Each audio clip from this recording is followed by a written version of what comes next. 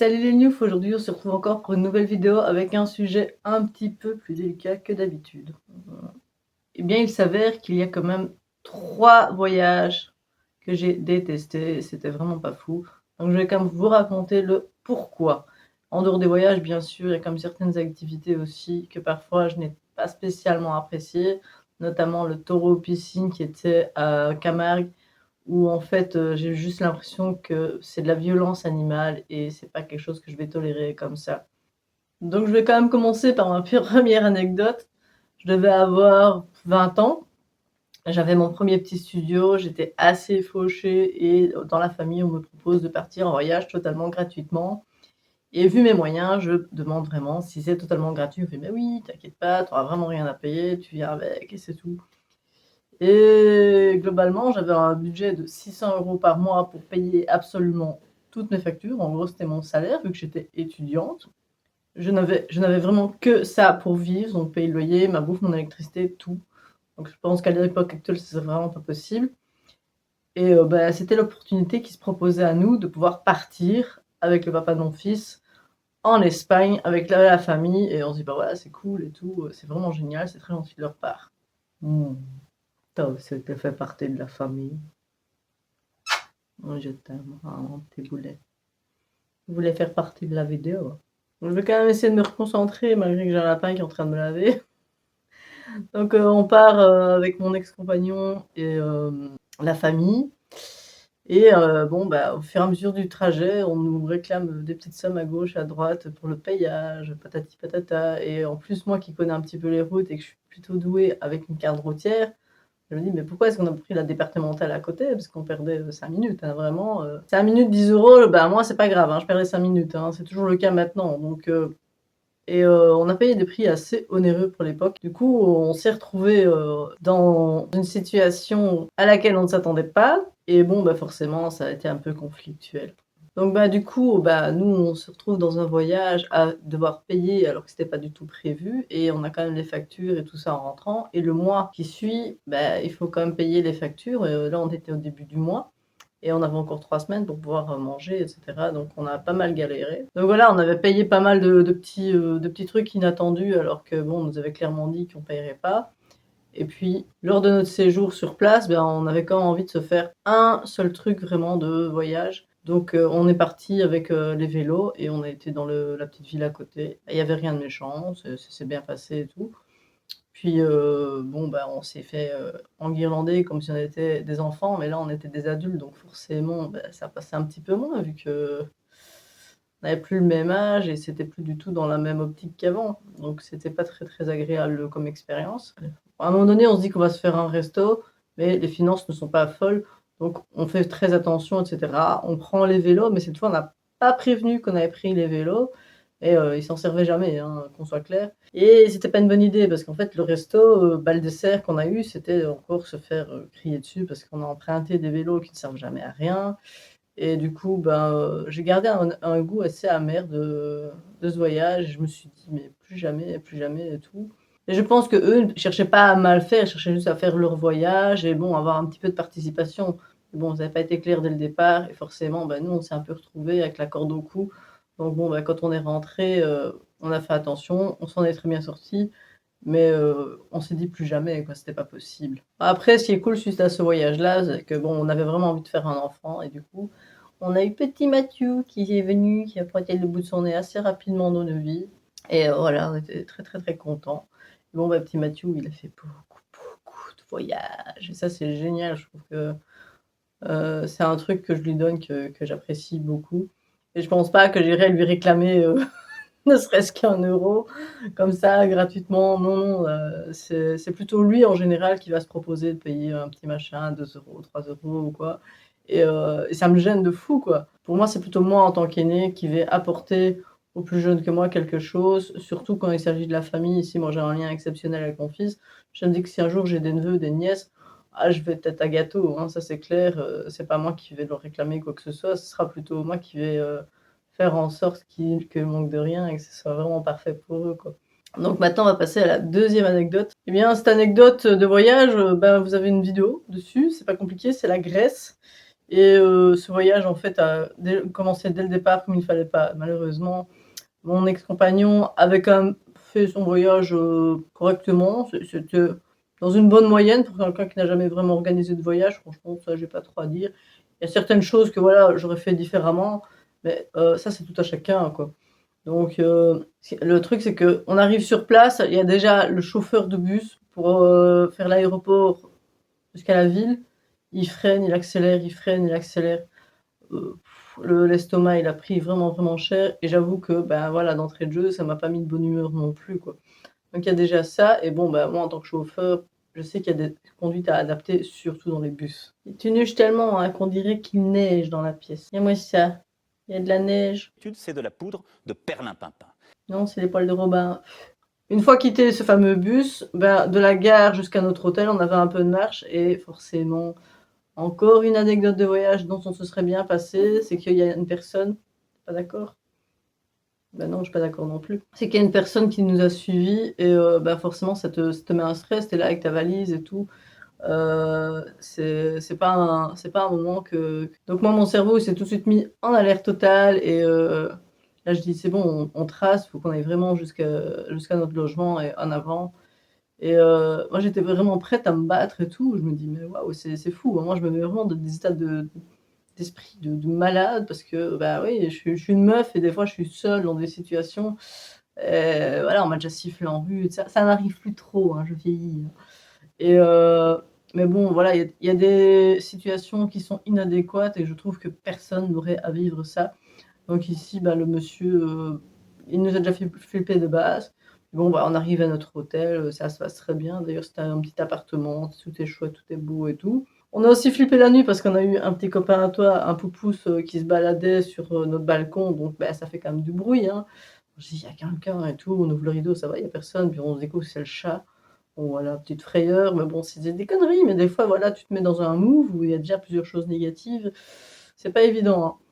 Puis, après, le reste du voyage, ce qui s'est passé, c'est qu'on a trouvé le fait que les gens nous suivent dans les magasins ou ils nous forcent limite à acheter. Ils veulent absolument qu'on regarde leur boutique et ils sont au forcing, hein, vraiment.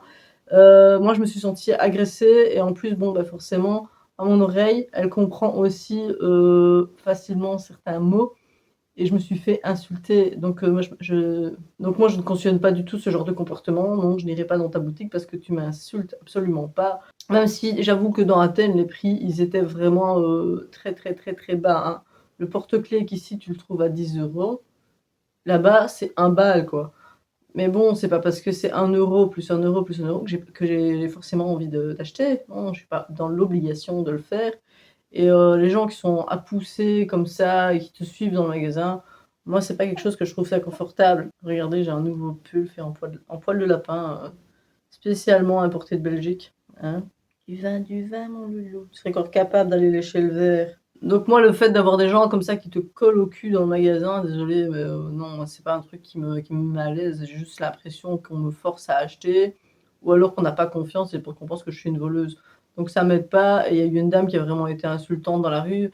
J'ai beau ne pas parler grec, les 80 du langage corporel, là, je les ai quand même bien compris ou ben moi, on m'insultait avec un mot que je ne peux pas divulguer sur YouTube. Je pense que Pépère, il a fini sa journée. Putain, John me porter. Au revoir. Abonnez-vous! Donc il y a eu cet élément-là qui était pas fou du tout et en fait, en plus, quand on a voulu un peu, aller dans les trams et cetera, les transports en commun, on a très vite remarqué que les notifications ne correspondaient pas aux distances réelles, aux endroits réels où ils allaient aller. Donc moi, si je veux aller à la plage, je vais peut-être me retrouver à l'autre bout, rien à voir et puis pour revenir, ça va être l'enfer. Donc à très vite remarqué que les lignes notées ne correspondaient pas du tout à ce qu'on s'attendait. Du coup, bah, on est resté dans notre pâté de maison et globalement sur le centre-ville. Donc bah, malheureusement, c'est moi qui aurais bien aimé visiter un peu plus les îles, faire une balade en bateau et cetera, ça a pas été possible. Avec les vendeurs qui étaient un petit peu trop accaparants et cette pression touristique qu'il y avait, bah, nous, on n'avait pas spécialement envie de participer et bah, ça nous a foutu un peu les jetons, hein. Les gens étaient flippants, faut dire ce qui est. C'était vraiment, on te force à acheter et si tu ne le fais pas, on t'agresse, quoi, tu te sens menacé.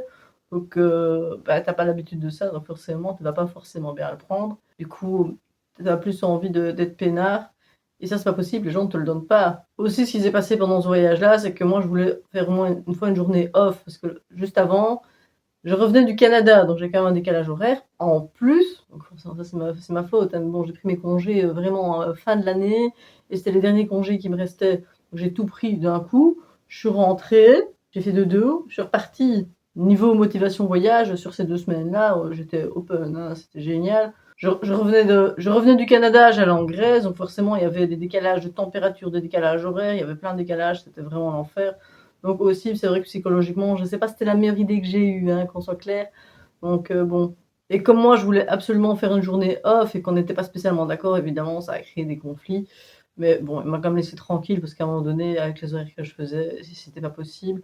Et la pression que les gens m'ont mis sur moi, corporellement, ça m'a fait énormément réagir. Donc j'étais malade. Donc ça m'a fait du bien de poser une journée. Ça, c'est cool, tranquille. Et après, ouais, je suis rentrée, mais voilà, j'osais pas trop lui dire que le voyage, moi, j'avais pas du tout apprécié, malgré que, voilà, c'est très joli, c'est très beau, mais c'est pas mon mentalité du tout. Tout le monde me dit d'aller voir les extérieurs, que les villes, c'est comme ça là-bas, mais les extérieurs, c'est encore une mentalité totalement différente. Donc du coup, bah, j'ai vraiment envie d'y retourner, mais plus pour aller vers Rhodes et compagnie, quoi. C'est plus ça qui va m'intéresser, ça oui. Après, je ne vous déconseille nullement d'aller à Athènes, c'est parce que c'est mon appréciation personnelle, du fait qu'aussi j'ai quand même un petit peu d'agoraphobie, que je suis très sensible aux réactions des gens et que je prends très vite la mouche, hein. Ça, c'est clair. Pour le 3e et dernier voyage, je vous emmène à Legoland, à Billund. Et là, on se dit, mais comment c'est possible de foirer un voyage pareil? Bah là, c'est pas ma faute. Mais vraiment pas. Du coup, en fait, mon ami Jean-François, qui est mon acolyte, me demande s'il peut faire venir une de ses amies, et pas de souci, son ami, le fils de l'ami, mon fils à moi. Donc voilà, c'est familial comme voyage. Et en fait, le feeling n'est pas du tout passé avec cette personne. Et dès que mon ami Jean-François avait le dos tourné, je me suis pris des petites fléchettes comme ça tout le long du parc d'attractions. Alors que moi, j'ai essayé tant bien que mal de faire toujours des trucs qui correspondaient à son enfant, donc de dire: «Bah tiens, pendant que moi je fais la grosse attraction avec mon fils, toi tu peux aller faire le petit machin là», parce que le petit il a genre, 5 ans, 4 ans, je sais plus. Donc voilà, j'ai vraiment mis toutes les cartes pour qu'il fasse un super séjour. J'ai vraiment pensé au gamin. Parce que je me dis: «Le gamin il en peut rien quoi, c'est pas sa faute, hein». Le retour que j'en ai, c'est de me prendre des pics tout le long, donc c'était un petit peu désagréable parce que c'est clair que je ne vis pas comme monsieur, madame, tout le monde. Il y a sur le papier et puis il y a dans les faits. Et bon, moi, je fais plutôt l'inverse, hein. Donc, j'ai plutôt une fâcheuse tendance à vouloir me plaire à moi que plutôt plaire aux autres, hein. Alors là, clairement, comme dirait une amie proche, je suis en roue libre totale. Bah, elle a raison, c'est clair. Mais après, voilà, tu es en voyage, tu as une personne qui fait plein d'efforts pour ton enfant. Merci. Non, je n'ai jamais entendu ce mot. Et pourtant, Dieu sait que j'ai fait énormément de choses pour cette personne, pour l'intégrer à mon groupe d'amis, etc. Et une fois à l'auberge jeunesse, là, j'ai eu la goutte d'eau qui a fait déborder le vase, mais je suis restée très très calme. Et quand je reste très très calme, c'est que ça va pas du tout. Titi, il était parti en cuisine avec mon grand dadais. Le gosse de cette personne faisait dodo, donc là, c'est très bien. Et je me suis pris des propos très homophobes que je me serais très bien passé d'avoir. Et ça, c'était vraiment le truc qu'il ne fallait vraiment pas toucher. Donc, avec tout ce qui s'était passé juste avant, alors que j'ai fait pour moi mon devoir de maman pour le gosse de la personne, de me dire voilà, c'est sa première fois à Legoland, ça doit être exceptionnel et les affaires des adultes n'ont rien à faire là-dedans. Donc j'ai vraiment pris sur moi toute la journée et puis je me prends encore un truc sur la figure au soir. Euh, je n'avais qu'une envie, c'était partir déjà à l'aéroport le lendemain. Donc moi je me suis tue, je suis restée hyper correcte avec cette personne, je n'ai rien laissé passer. C'est juste une fois le lendemain, direction de l'aéroport, vu qu'après j'allais vers le boulot. Bon, je me suis quand même confiée à mon ami en disant bah écoute, c'est bien gentil, j'ai fait tous les efforts qu'il fallait via cette personne. Je viens de financer un voyage pour m'en prendre plein la figure. Ça, c'est pas possible, donc forcément. Les derniers souvenirs que j'ai de Legoland, c'est ça. C'est vraiment malheureux, hein. Surtout qu'en plus, les gamins, ils ont rien demandé, hein. Les gosses, ils sont là, ils demandent pas que les parents ne s'entendent pas. Donc, c'est pour ça que moi, j'ai quand même quelque chose à dire par rapport aux vidéos qui va peut-être pas vous plaire forcément. Faites très attention avec qui vous voyagez.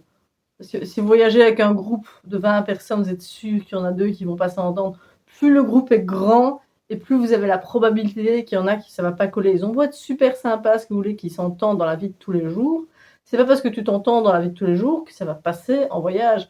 Ici, les voyages que je fais, le groupe, il se rapetit à chaque fois, parce que c'est beaucoup plus facile, en fait. S'il y a un couac, ben, on se le dit, on se parle clairement, on se râle un peu dessus, mais on essaie de faire avec et d'avancer. Mais bon, après, on se connaît depuis des années. Mon fils, ben voilà, je l'ai porté, il était dans mon ventre, donc je le connais avant sa naissance. Hein, lui, il me connaît de l'intérieur, hein, donc bon, forcément, on ne se connaît que trop bien et on sait très bien les choses à faire, les choses à ne pas faire avec l'autre, et ce qui fait effectivement très plaisir à l'autre lorsqu'on est en voyage. Ça, c'est un truc qui est vraiment chouette à faire aussi, c'est de pouvoir se permettre de voyager avec des personnes qui te connaissent suffisamment que pour pouvoir se reposer sur eux et vice versa quand il y a le coup de barre, quand il y a un truc qui va pas, etc. Parce que dans des gros voyages comme nous on fait, il y a toujours une journée de merde et c'est chacun son tour. C'est pas, il y a une journée qui c'est pour tout le monde, ou alors si, genre Hakone au Japon, c'était nul, mais bon, tu ne peux pas non plus avoir le voyage parfait où tout va bien. Oui, je suis en décalage horaire, mais ça va, je suis au Japon, tout va bien. Non, non, tu peux pas danser sur ton voyage, c'est hors de question, sinon quand tu vas rentrer, là tu vas faire une dépression et tu vas détester ton voyage. Donc c'est mieux, limite, d'avoir à un moment donné, tu râles sur tout le monde parce que t'es fatigué, t'as le décalage horaire, t'es pas d'accord avec ce qu'on fait, t'es pas d'accord avec les façons de penser, parce que tout le monde fonctionne différemment. Ok, mais tu le sais. Et en fait, quand t'as déjà fait plusieurs voyages, tu le sais que t'es dans cet état-là. Donc en fait, mentalement, tu te dis, ah ouais, je suis comme ça, je suis aigri aujourd'hui, c'est ma journée de tirage de tronche, hein, je suis pas content aujourd'hui, alors que t'es à l'autre bout du monde. Et ben voilà, tu le sais, t'en prends conscience, t'essaies de pas trop emmerder les autres. Après, ben, quelqu'un qui ne voyage pas forcément, ben voilà, moi j'ai eu droit aux fléchettes, hein, donc ben, je suis pas une cible, hein, donc ben, je ne voyagerai plus avec cette personne, ça c'est clair et net, je n'ai pas envie. Et je ne ferai plus d'efforts, hein, j'en ai fait suffisamment. Et surtout que quand il y a mon fils avec, là ça me touche énormément parce que je me dis que si mon fils se rend compte de ce qui se passe réellement, ça va lui pourrir son voyage à lui aussi. Donc ça c'est quelque chose que je ne veux vraiment vraiment pas. Donc ici dans les voyages que vous avez nommés, il y a quand même un voyage où il y avait mon fils avec et j'ai quand même réussi à sauver la face et ne pas montrer mon mécontentement. Ça c'est pas évident, hein. Donc voilà, tout n'est pas rose lorsque vous voyagez. Après, l'avantage de ce genre d'expérience, c'est que vous savez très bien ce que vous aimez, ce que vous n'aimez pas, et faire la part des choses en voyage. Donc il y a certaines personnes avec qui vous savez très bien que ça va dans la vie de tous les jours, etc., se dépose et tout. Mais pour voyager, vous savez très bien que ça n'ira pas. Que alors, pour aller manger au resto, il n'y a aucun souci, vas-y, on y va, pas de problème. Et inversement, il y a des gens avec qui je vais voyager, genre mon fils, je voyage avec lui, ça se passe très bien. Un resto qui dure 4 heures, je sais qu'il va péter un plomb, hein, et ça, c'est un ennui total pour lui, il va s'embêter. Donc c'est pas possible. Alors qu'il adore voyager pour la bouffe, hein. C'est un petit peu contradictoire. Donc voilà, je sais que c'est beaucoup du blabla, mais c'est quand même important aussi de notifier que tout n'est pas rose en voyage. Il faut arrêter de croire ça. C'est pas le cas du tout. Et il peut tomber des tuiles auxquelles tu ne t'attends pas du tout, mais aussi, ce qui est bien dans ces tuiles, c'est que tu apprends. Et la meilleure façon d'apprendre, c'est de franchir l'obstacle qui t'empêche d'aller vers de l'avant. Et ça, c'est pas qu'avec le voyage, c'est dans toute ta vie. Donc, booste-toi, va de l'avant, tente. Tant pis si tu te casses la tronche, tu vas quand même pouvoir te relever après. Donc voilà, j'espère que cette vidéo vous a plu. N'oubliez pas de vous abonner, là.